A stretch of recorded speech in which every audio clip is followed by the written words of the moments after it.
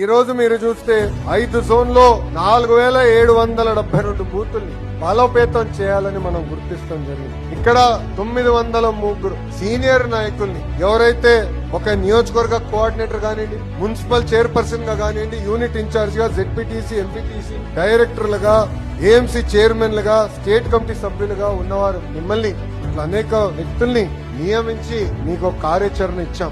Compulsory మీరు booth కి వెళ్ళండి. బూత్ లో ఉన్న పరిస్థితులు మీరు అక్కడ కూర్చోవాలి, తెలుసుకోవాలి. కనీసం ఒక్క రోజు, ఒక గంట కాదు, ఒక పూట కాదు, బూత్ కి ఒక రోజు ఇవ్వాలి. వెళ్ళి కూర్చోవాలి, అక్కడ జరుగుతున్న విషయాలు తెలుసుకోవాలి. ఆ బూత్ లో పార్టీని ఎలా బలోపేతం చేయాలని దానిపైన మీరందరూ చర్చించి మీరు మీ ఫీడ్బ్యాక్ పార్టీకి ఇవ్వండి అని చెప్తాం జరిగింది. గతంలో అలా కాదు.